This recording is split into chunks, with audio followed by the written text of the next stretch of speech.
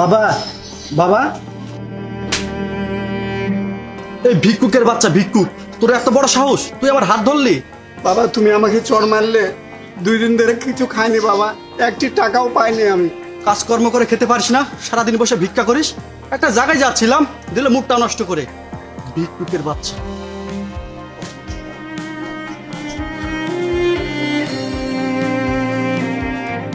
বাবা, বাবা আমাকে কয়েকটি টাকা দিবা, আমাকে অনেক ক্ষুধা লাগছে।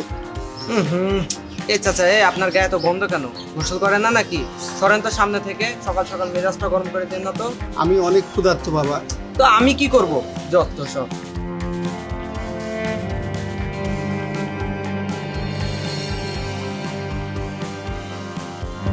মাগো, সাত সকালে কোথায় যাচ্ছ? কোথায় যাচ্ছি সেটা আপনাকে কেন বলবো? কি বলবেন বলুন। মাগো, আমার অনেক ক্ষুধা লাগছে, আমাকে কিছু খাওয়াবে? আমার হাতে টাইম নাই, পথ ছাড়ুন। মারে, কিছু খাওয়ালে আমি তোমার জন্য অনেক দোয়া করতাম। শুনেন, আপনার মতো ভিক্ষুকের দেওয়া আমার লাগবে না, যত সব।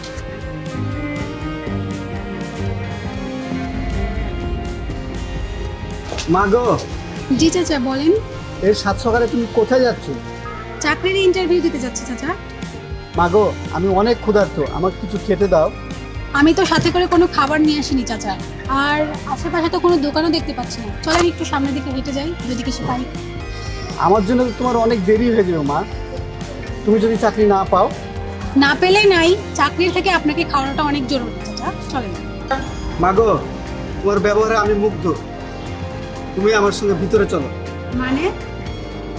বলছি, আগে ভিতরে চলো। ঠিক আছে।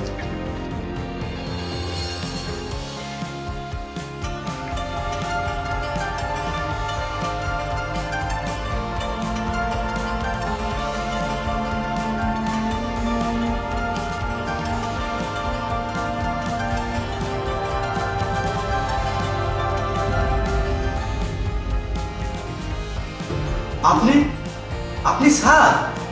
হ্যাঁ আমি। আমার মাথায় তো কিছু ঢুকছে না। আমাদের এখানে সার্টিফিকেট দেখে চাকরি দেওয়া হয় না, তাই আপনাদেরকে পরীক্ষা করতে এত কিছু করবো।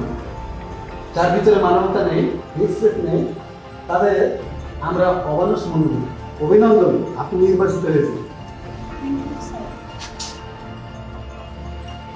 ভিতরে এখন আসতে পারেন।